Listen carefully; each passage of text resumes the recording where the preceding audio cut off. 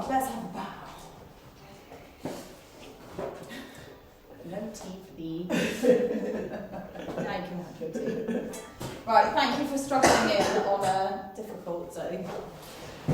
Just turn my computer off. Do not disturb. Do not disturb. Right. So, where have we got to with teaching points? Someone would be easier. We've got to Minuet. The minor section. Yeah. We've just about finished it. I think there's not much more to do on it. Is everyone clear how to teach? Yeah, we did that. We did do that? Yeah. Good.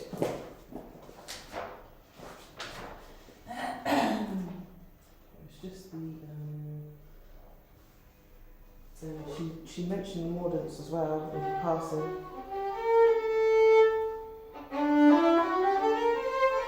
Okay, so let's talk about the mordants. Should we just play it? Well, this is not a quick piece to just play. Let's go from the minor, and then we'll do the dark upper. So the repeats in the minor section, and then the dark upper without. So.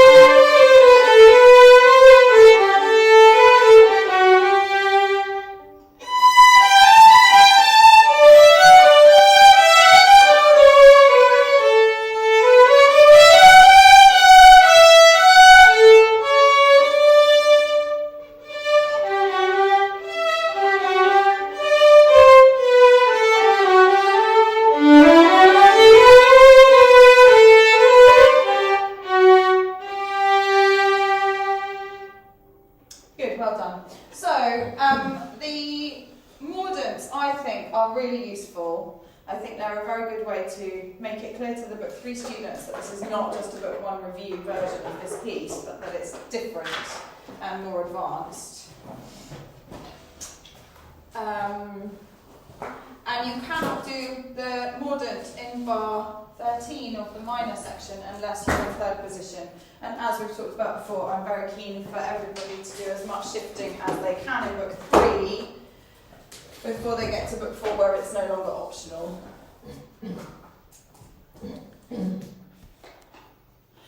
So I encourage you to do that shifting. So, would you put the mordants in both times? Yes. both ends. Although I think it's lovely if you do it on the repeat, it just makes it slightly more complicated. So if you've got kids who are not going, you know, it's a bit like if you've got an 8-year-old, definitely do it. Do something more interesting, because they clearly don't need to worry about kind of staying up with their peers. But if you've got a 14-year-old who's in book 3, then you probably want to just get them into more repertoire a bit more quickly. So the shifts that I definitely would do in the minor are the end of bar 4, and you want to shift after the slur, so that there's a sort of more or less dee dee dee dee dee rather than dee dee dee dee dee. Even though obviously a lot of the time we would use a 1 on the D and then shift down to a 2 on the C. So you do the fingering in them? Yeah, as written. And you want to make sure that they understand that 1 and 2 are best friends, making it the blue finger pattern.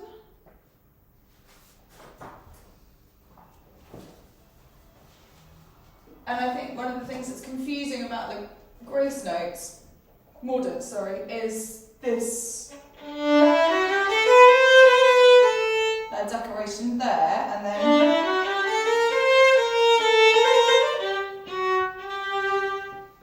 it's just, they need to really be clear that the first time the major is in the middle of the bar and the minor is at the beginning of the next bar. It's very annoying that even when they got Hilary Hahn to record all of the pieces, they didn't ask her to record one with the mordents and one without, which would have been really helpful. Yeah.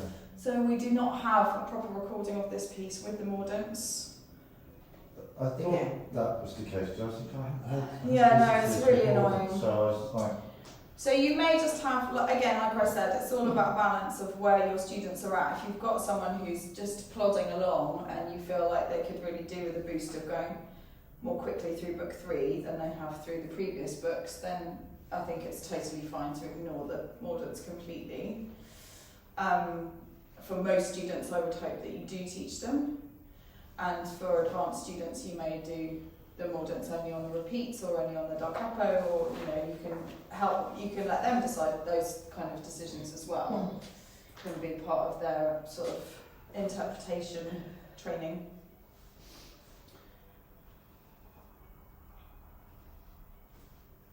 And I think it's completely up to you. 22, 23, 24, the end of 24 in the major.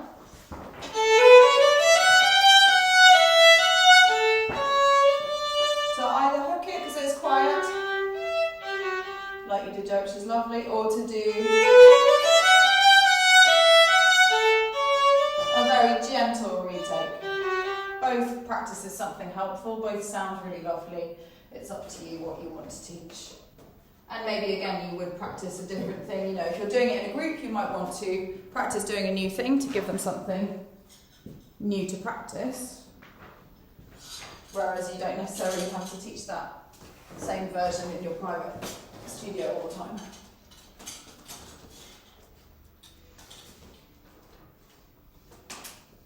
Someone give me a good exercise for grace notes.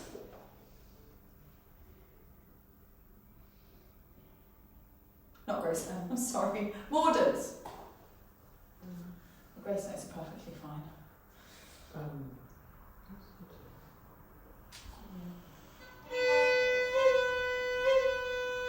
Good. Bouncing. Yeah, excellent. Just having control, brilliant. Like a little trampoline. Yeah, very good. Next stage towards the 3 C's. Let's remind ourselves of the 3 C's. Comprehension. Yeah, so you have to understand what you want to do, comprehension. Cooperation, you've got to get your body to do it. Constructive repetition is Ed Crichton's version. I use consolidation because it just is easier to remember for me. 3 C's that are just one word each. Consolidation is when you train so that your body can just do it and you no longer have to think so hard about it. So for me, the consolidation of this kind of skill would be something like, any ideas? It's not a trick question if you're thinking she must be after something more complicated than what I'm about to say. And that's probably what I'm thinking of. If you're doing it for the mordants, Yeah, you could do a twinkle with a mordant on each. exactly. Change your note. If you start your twinkle on an open string, you are not going to practice the mordants as they come in this piece very much, are you? So, given that we're now book 3, you might want to teach C major. Alright.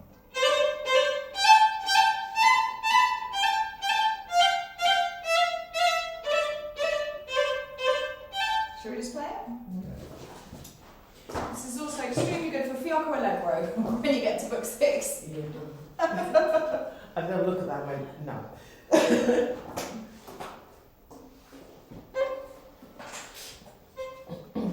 Just be careful of that bit of wall that comes out sort of. Very light fingers.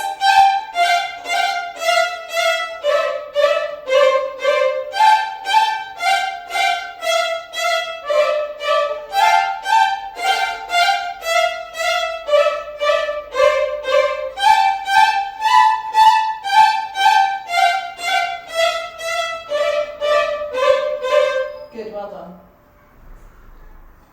I'm thinking, wondering if there's. I've never done that before. I'll give you that right now. I'm just wondering if there's a better key for actually the. And of course we've got lower mordants, haven't we, as well? Yeah. That's that. Yeah. And also, I kind of feel if they can do it with a tone, then the semitone's going to be easier, so you don't really have to worry about finding one that's got a 3 and 4. Yeah, because that's the problem. You end up not being able to use the open string. Okay, you can fuss about with that. For me, most of my students don't have a problem with the mordants. They just, they just play it. It's fine. The one that they have a problem with, the thing that they have a problem with, is the combination of shifting and mordant in 13 of the minor. I hear a lot of.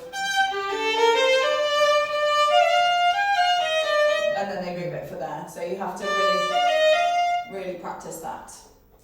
Do you have the practice boxes for this piece? No. Okay. What did we? So bar 3 to 6 first note in the minor. Taking in the minor for now. So it's bar 3 to 6 first note.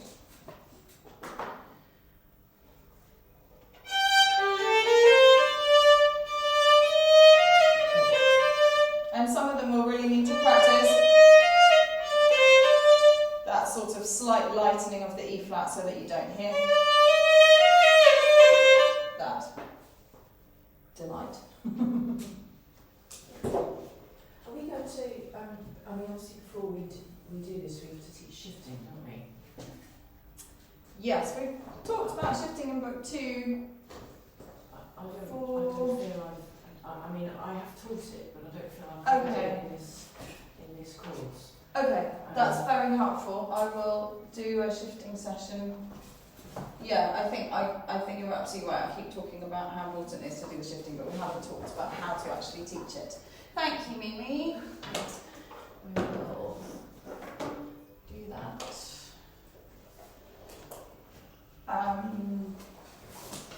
Put into the teacher training child safety video thing that we have to do. We'll just do it all together. So if anyone's feeling very efficient and was going to do that, don't bother, because we'll do it on the course together soon. When you do the shifting in bar 13, Mhm. in that, do you do go down there? Yeah, You do that? yeah. And it's very important for them to realise that it's later, because they all want to do shift do. Yeah. But obviously they need to stay up longer than they did before.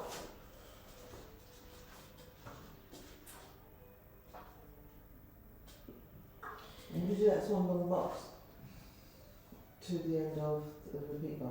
So I do 3 to 6 first note, and then 12 to the first note of 15. Oh.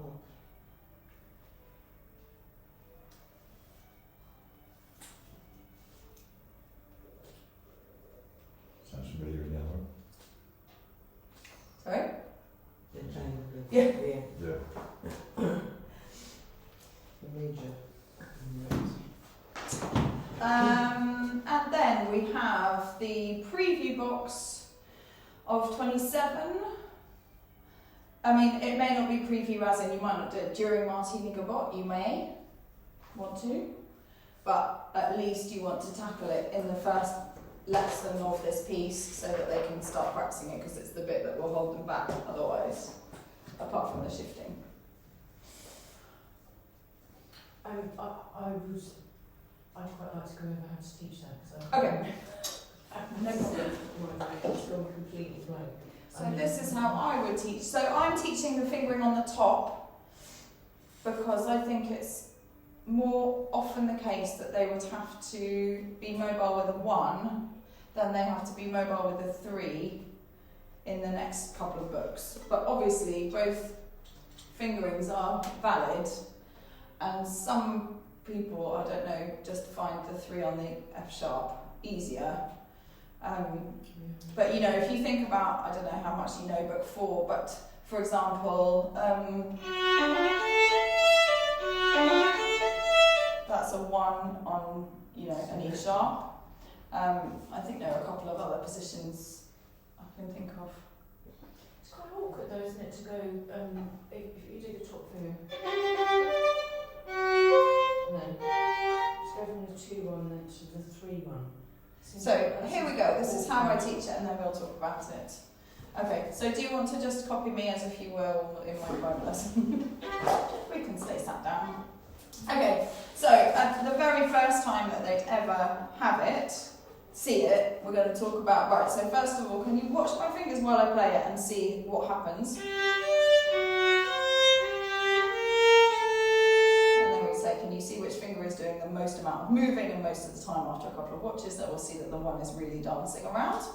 And you'll say, okay, what's the 3 doing? It's rolling over, it's not that, otherwise you get that D string sound. So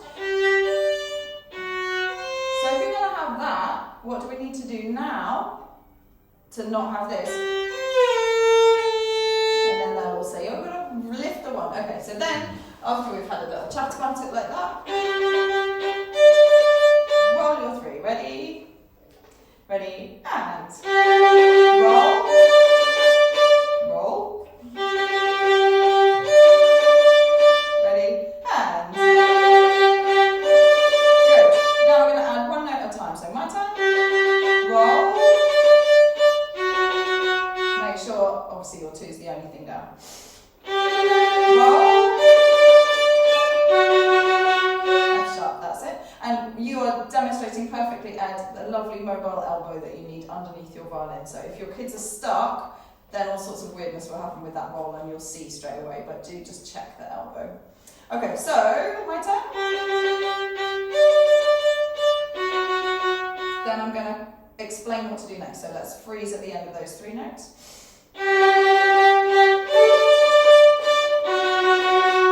Good, now can you wiggle your 1 in the air without picking up your 2? Can you stick it almost underneath 2, as if you're trying to cross your fingers?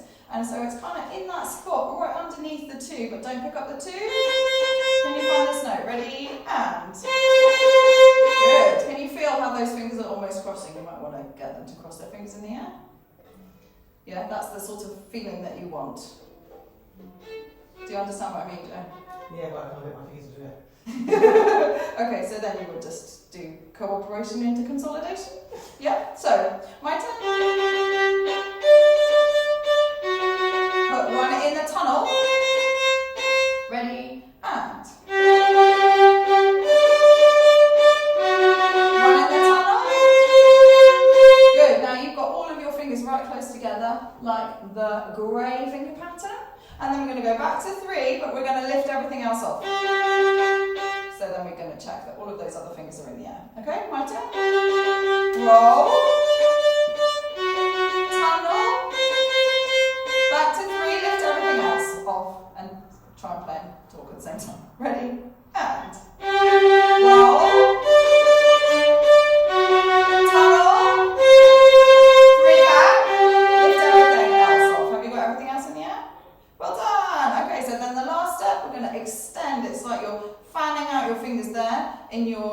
knuckles to the low one. Okay, so my turn, we're going to put them all together, and obviously for some kids you're going to have to do this in much slower detail, and for others they'll just be able to follow along with you at this kind of tempo. So my turn. Roll. Tunnel. Back to 3. Lift 1. Pull back. And then relax on opening. Ready? And roll. Tunnel. Back to 3. Extend back. Good. So then they would practice that for a week, 5 times like that each practice. And you probably want to do them a video, just so that their parent has got a reminder. There's quite a lot to remember. Then the next week we would do it hooked.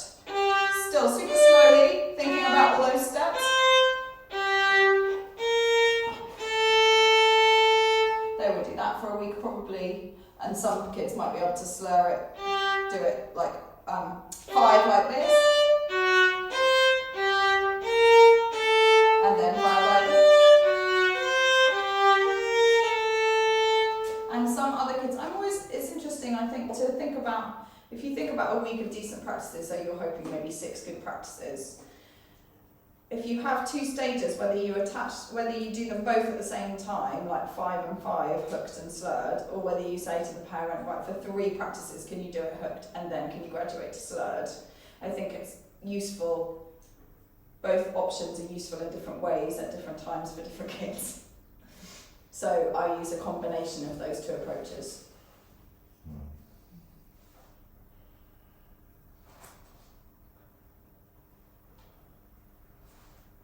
So if you did want to teach the underneath fingering, you just take the similar approach, but just work out what you need to do differently.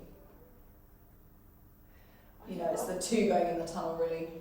I've got written here, and I don't understand why. I've got written up at the top of this, and it's come from somewhere. It says sardine passage. Have you heard of that? I don't know where I've got that from. Maybe Is it when the 3 fingers are all next to each other, they're packed in like sardines? But I mean, how many children are going to know what a sardine sardines look well, like? Yeah. I'm just wondering, that's all. I'm just wondering if that's... That's all I can think, is that it's... If you're teaching the underneath fingering, I mean, it's less sticky together because you've not got the 1 in there, but... They're both awkward, aren't they? I mean, I find the top one vastly easier than the underneath one, but I have always taught that, so of course I've practiced it a lot more times than the underneath I one. naturally go to the top one, and I think it's just a question of the 3rd finger is so strong with that roll across the thing to then shift it. Using the 3rd finger as an anchor point for the rest of the hand to do the work, rather than... Yeah, and it's on the ringing tones. Yeah. Half position is just something that, you know... Yeah. I think it's... Yeah, I think overall for me, I think that the mobility of finger 1 is more important than being able to go into half position for a moment. But it's up to you. And then the practice boxes in a minuet, in the maiden minuet, are bar 4 plus a note for the inverted mordant. So is that again? Bar 4 plus a note for the inverted mordant. If you're going to teach the mordants, please make sure that they happen in the right place and you don't get... It's just not what we want. So, before the beat...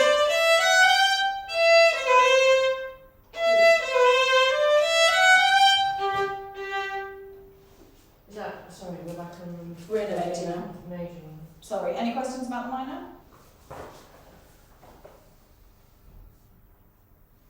Oh God, we've gone 5 minutes over time. Yeah, that mordant, sorry, the minor one, the mordant, that penultimate bar. Is there any? It's easy for them to go play it as a triplet, isn't it? Isn't it that? Yeah. Da da da da. Yeah, da da da da. Da da da. Well, actually, so I was going to say I disagree with what they've put there. I don't want that on the beat for myself personally. I I teach before the beat, and then it is a triplet. I don't teach. It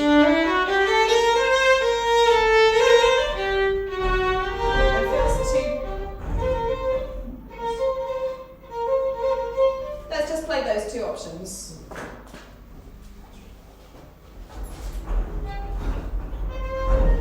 It's an earthquake happening outside. So if we play what's written, listen.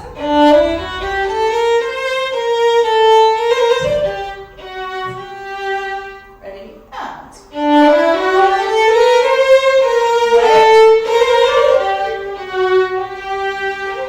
And then if you play with the yes, exactly like that. Early with a triplet.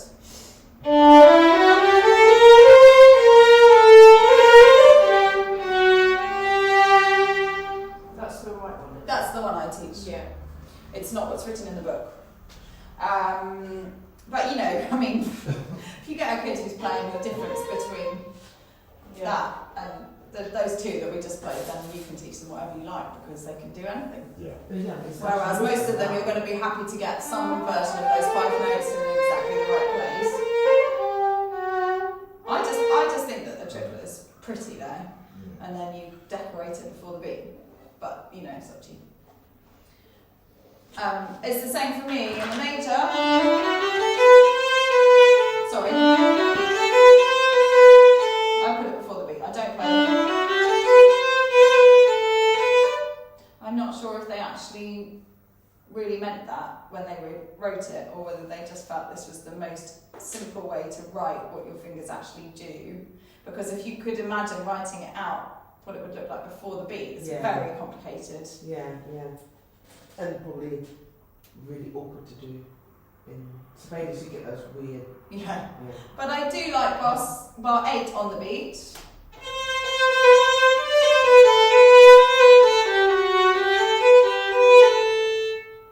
I mean, it's definitely a choice because. And I do it more like a quaver than a semi-quaver. Bar 3 is written out with that dotted. Yeah. To create that, I mean, you could easily, if they wanted to easily write it, they could do exactly the same. So. It's always a tricky thing to know what they meant to do and what's a practical decision. Okay. Huh? 2 years ago. Yeah. Thank you, everyone. Scramble for a bow. Right, well, I don't feel like we've made loads of progress today, but we've only got 4 pieces left, but 3. So we'll do another one at lunchtime. Yay! Yeah. Yeah.